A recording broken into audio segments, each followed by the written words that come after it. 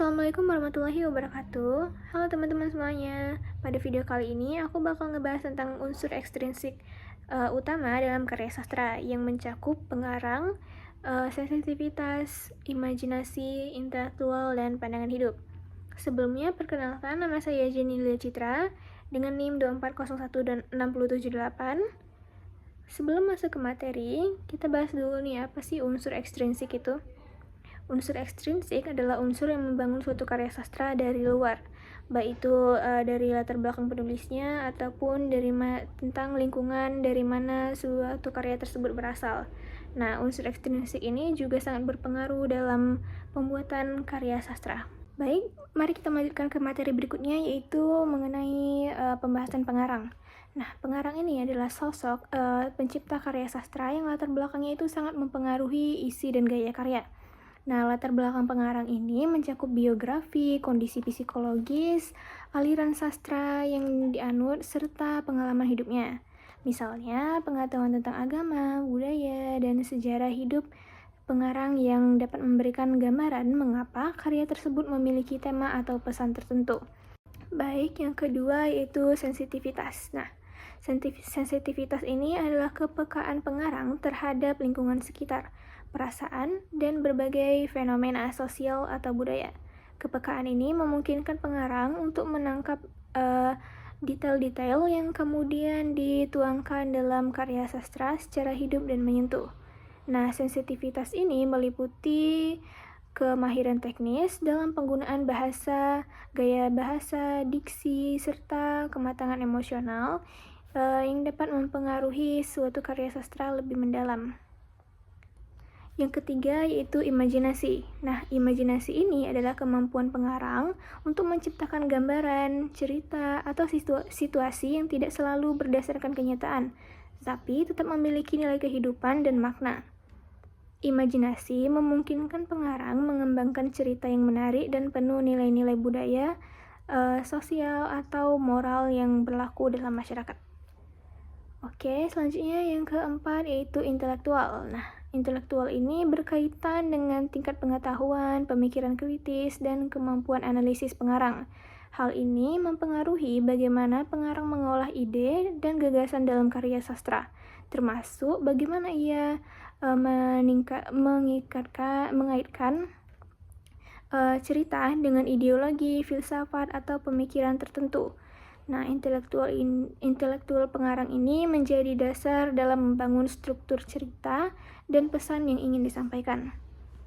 Selanjutnya itu yang terakhir, pandangan hidup. Pandangan hidup ini adalah sikap, nilai-nilai, dan keyakinan yang dianut pengarang dalam melihat dunia dan kehidupan. Pandangan hidup ini sangat mempengaruhi tema, konflik, dan amanat karya sastra. Melalui pandangan hidupnya, pengarang ini menyampaikan ideologi, moral, dan filosofi yang menjadi dasar dasar cerita. Nah, pandangan hidup ini bisa mencakup aspek agama, moral, sosial budaya, dan politik. Baik, setelah membahas materi-materi tadi, selanjutnya kita akan menganalisis suatu cerpen. Nah, di sini saya memilih cerpen yang berjudul Hikayat Ubi Jalar, ditulis oleh Wawan Kurniawan. Cerpen ini menceritakan tentang perjuangan Kunto mencari ubi jalar merah dengan bercak biru di dalamnya untuk memenuhi keinginan istrinya yang sedang hamil. Dalam pencariannya, ia dipertemukan dengan seorang lelaki tua, penjual ubi yang juga menjual buku sastra, dan memberikan syarat aneh kepada Kunto, yaitu harus membaca buku sebelum mendapatkan ubi yang diinginkan. Sementara itu, di rumah, Rini meluapkan amarahnya kepada sang kakak dari Kunto, yaitu Aminah, dan secara emosional mengungkit masa lalunya dengan Rusdi, yaitu mantan kekasihnya yang gagal menikahinya karena faktor ekonomi. Cerita ini menyiratkan konflik batin, tekanan budaya, dan ironi dalam hubungan manusia. Oke, langsung saja kita analisis cerpennya. Yang pertama itu dari pengarang. Pengarang cerpen ini adalah Wawan Kurniawan. Wawan Kurniawan ini adalah seorang penulis sastra Indonesia yang aktif menulis puisi, cerpen, dan novel, termasuk novel terbaru berjudul 100 Tahun Kebisu. Latar belakangnya sebagai penulis yang mengangkat berbagai tema sosial dan budaya itu mempengaruhi cara ia menyusun cerita. Pengalaman dari pandangan hidupnya itu membentuk isi cerita yang menggabungkan realitas kehidupan sehari-hari dengan nilai-nilai tradisi dan perjuangan manusia. Oke, yang ketiga yaitu imajinasi. Cerita ini menggunakan imajinasi dengan memasukkan unsur magis dan simbolik.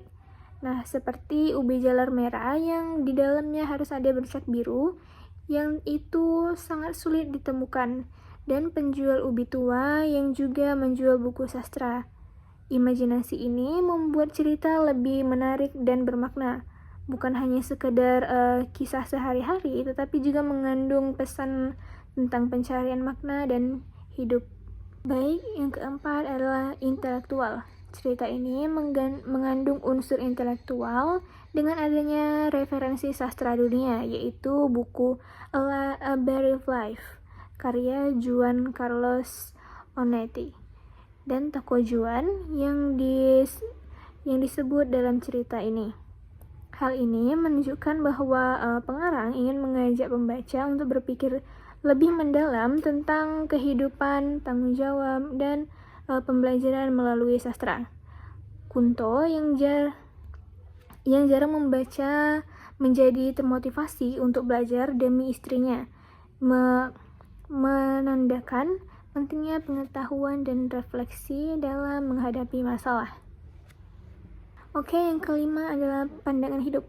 Pandangan hidup pengarang terlihat dari kritik terhadap adat yang kaku dan tekanan ekonomi dalam masyarakat, seperti tradisi uang panai yang menjadi beban bagi calon pengantin pria. Cerita ini menyampaikan nilai-nilai penting seperti kesabaran, tanggung jawab, dan kerja keras dalam menghadapi kehidupan dan keluarga. Pandangan hidup ini mengajak pembaca untuk memahami bahwa hidup penuh perjuangan, tetapi juga ada harapan dan pembelajaran yang bisa diambil. Baik, dari pembahasan dan analisis tadi dapat disimpulkan kalau unsur ekstrinsik, yaitu pengarang, sensitivitas, imajinasi, intelektual, dan pandangan hidup, merupakan faktor yang berasal dari luar karya sastra, namun sangat menentukan isi, gaya, dan makna karya tersebut. Memahami unsur-unsur ini membantu pembaca atau kritikus sastra untuk mengkaji karya sastra secara lebih mendalam dengan melihat latar belakang dan motivasi pengarang, serta konteks sosial budaya yang melatar belakangi penciptaan karya. Demikian yang dapat saya sampaikan. Saya akhiri. Wassalamualaikum warahmatullahi wabarakatuh.